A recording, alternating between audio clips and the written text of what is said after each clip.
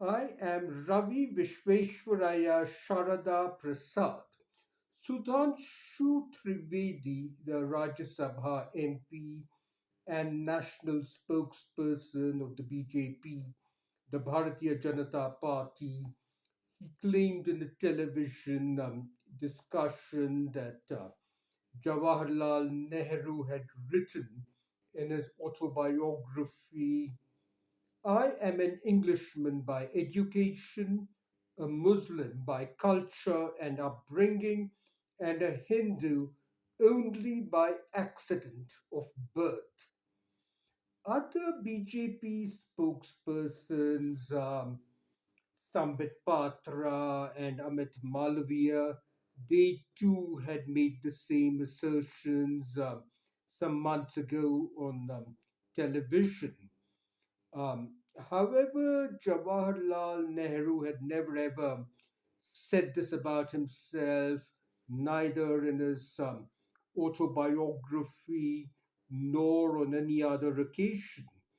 What Nehru had said about himself was, I was born a Hindu, but I do not know how far I am justified in calling myself one or in speaking on behalf of Hindus. And it was actually Dr. Narayan Bhaskar Khare, who was the head of the Hindu Mahasabha, who said this verbally of Jawaharlal Nehru.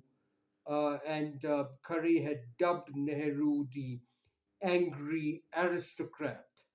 And during the numerous debates on the Hindu code bills in the 1950s, Khare said his words and actions emanate from a very complex split personality.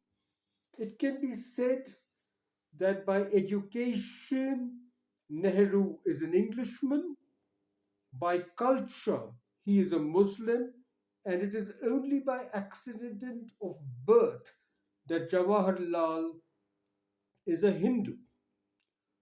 And Jawaharlal Nehru had asserted when he became president of the Congress party at Lahore in 1929, Nehru had said, I have no love for bigotry and dogmatism in religion, and I am glad that they are weakening. Nor do I love communalism in any shape or form.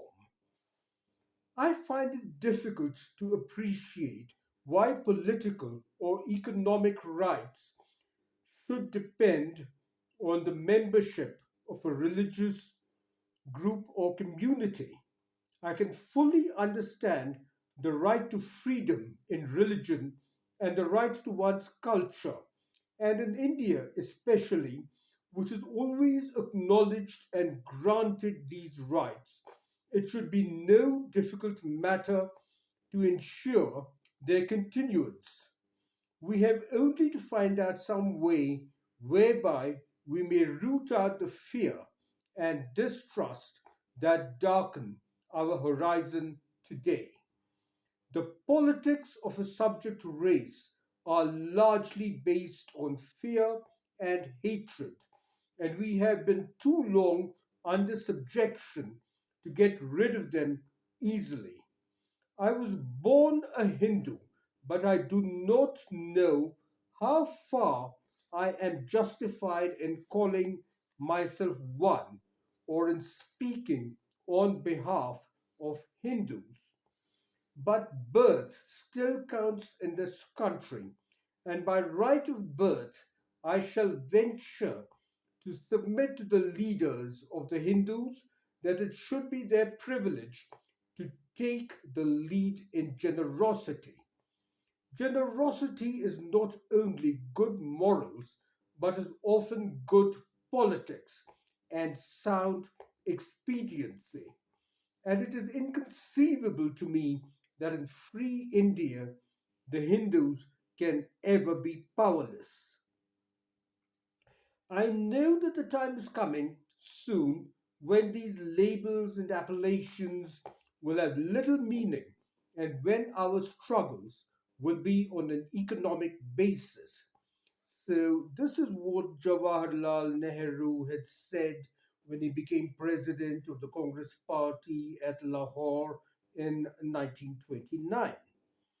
And Dr. Narayan Bhaskar Khare said during the very extensive debates on the Hindu code bills in the 1950s, which Nehru was trying to ram through despite vehement opposition, and opposition not just from conservative Hindus such as the Hindu Mahasabha or the RSS, but also strong resistance from within his own Congress party. And Narayan Bhaskar Khare had said then, even his worst critic will have to admit that Nehru is a world figure in modern times. He is a great man and has been a great actor on the Indian political stage. But his politics, which resulted ultimately in the acceptance of the partition of India on a religious basis, has caused eternal damage. This is indeed tragic because India's greatness must remain greater than Nehru's. And Narayan Bhaskar Kare continued about Nehru. He has been singularly lucky in being born the son of Motilal Nehru, a prince among lawyers, and later in having become the heir of Mahatma Gandhi.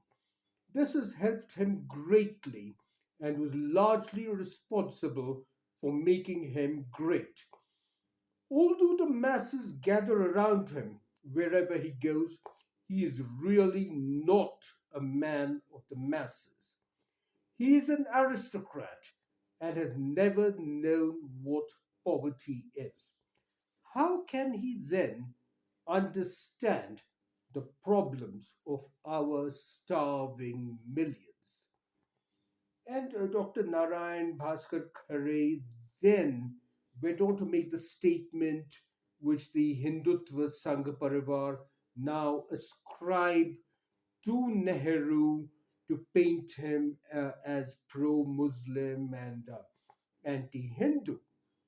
So Khare said, his words and actions emanate from a very complex split personality. It can be said that by education, Nehru is an Englishman. By culture, he is a Muslim. And it is only by accident of birth that Jawaharlal is a Hindu. And then there is no record in the parliamentary debates of Nehru refuting the statement of Khare, but Nehru replied during the voting on the Hindu code bills. I am very glad that Dr. Khare took part in this debate and made this debate lively. I grant his right of criticism. And Dr. Khare shot back. My criticism will not have any effect, not because it is meaningless, but because Nehru has behind him serried ranks of voting automatons who have pawned their conscience and common sense to him. Nehru has behind him serried ranks of voting automatons who have pawned their conscience and common sense to him. And Khare concluded his speech, in spite of all his faults, foibles, and failures, Nehru has endeared himself to the Indian people and is hailed by them as an international asset. But in India, mental slavery and hero worship have no limits. There are people who even worship him as the 10th avatar of Vishnu, a nice psychological revenge on a declared agnostic. Fortunately, he has dismissed this manifestation as nonsense. And Curry then wished Nehru, may he live long and make India strong and guide her on the right path. Now, about Curry, Dr. Narayan Bhaskar Curry, he was one of the most controversial figures in Indian politics. If you can dub him the Subramanian Swami of his day. And after being in the Congress party for decades, Curry was expelled from the Congress by Sardar Vallabhbhai Patel in 1938. And Curry, he was a leading medical surgeon. He came from a prominent family of well known lawyers in Nagpur and Jabalpur. He had a brilliant educational record in Punjab with a large medical practice in Lahore. And then he came to head the Congress party in Nagpur and Jabalpur.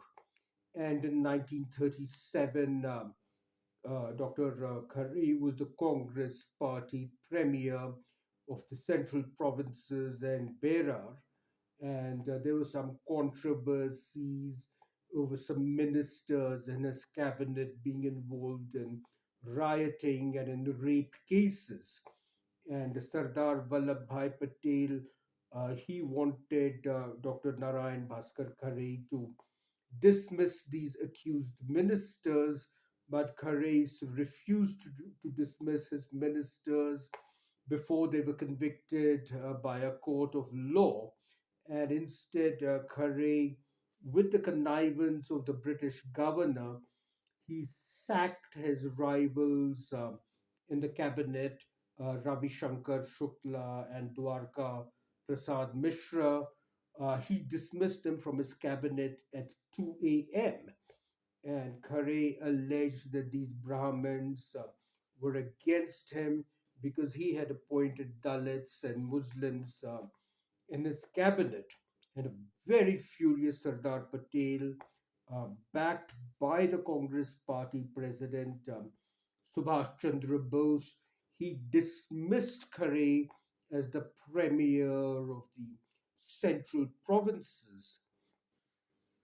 And my father, H.Y. Sharada Prasad, he had written a long article in the Asian Age newspaper about Sardar Patel dismissing Dr. N.B. Khare.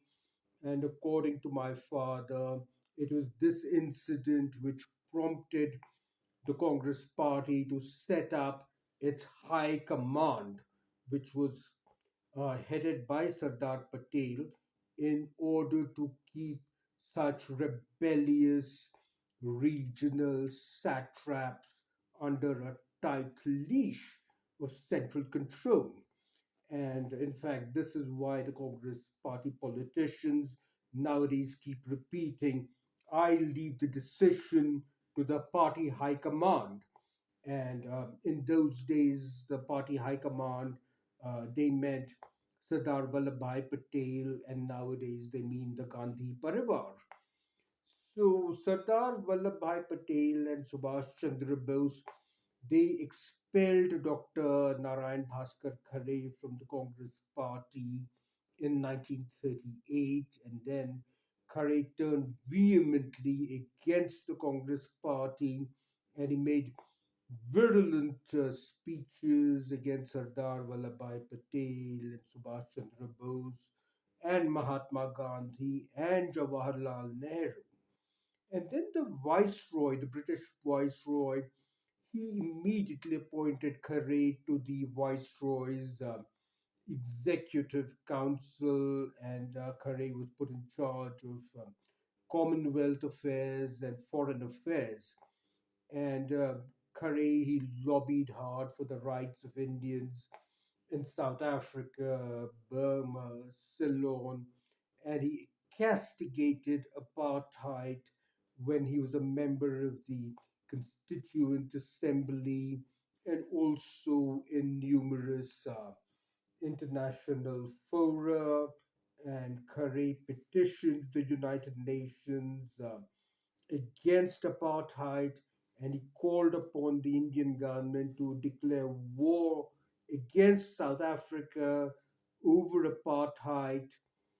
And then, after his term on the Viceroy's Executive Council was over, Curry became the premier of Alwar Kingdom, and Curry, um, in the run up to partition, Curry informed Sardar Vallabhbhai Patel about the efforts being made by Pakistan to lure various Rajput rulers into joining Pakistan. But then Curry, as the premier of Alwar Kingdom, Curry instigated communal riots against the Muslim Mav community in Alwar and Bharatpur at the time of partition. And he boasted in a speech, and the speech was very widely reported in the newspapers, that there would not be a single Muslim left in Alwar Kingdom, and that he had solved the Muslim and the main problems forever in Alwar. And there's my friend Kannan Srinivasan, who has done a lot of study of this. And according to Kannan Srinivasan, 82,000 Muslims were massacred in Alwar and Bharatpur in pogroms instigated directly by Dr. N.B. Khare. And Khare was also a member of the Constituent Assembly from Alwar. And in 1949, Khare joined the Hindu Mahasabha, and he very quickly became its president. And Sardar Vallabhbhai Patel suspected Khare of being involved in the conspiracy to assassinate Mahatma Gandhi, and Sardar Patel had Khare placed under house arrest.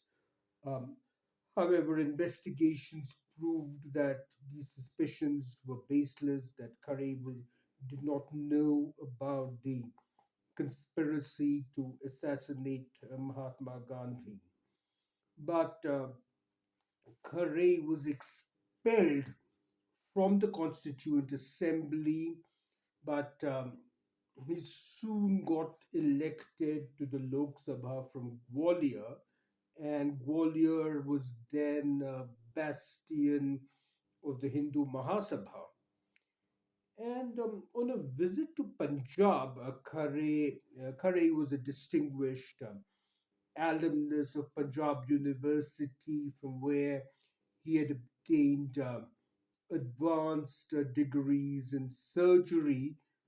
But on this visit to Punjab, Khare was detained and he was ordered to leave Punjab and to never enter Punjab ever again.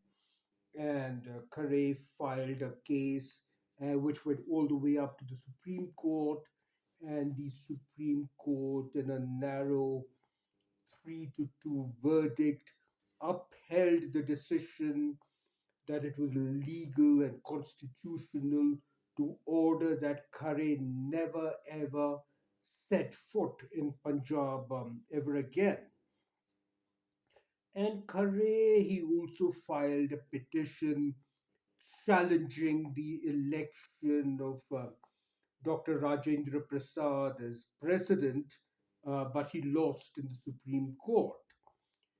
And then Khare, Dr. Narayan Bhaskar Khare, he wrote numerous books, including his autobiography.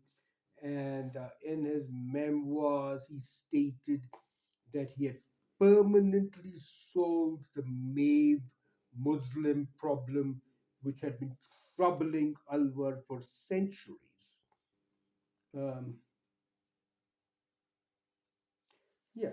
So please subscribe to my channels on YouTube and IGTV, and please follow me on LinkedIn and Twitter and Facebook and Instagram. My Twitter account is at RVP. At RVP is my Twitter account.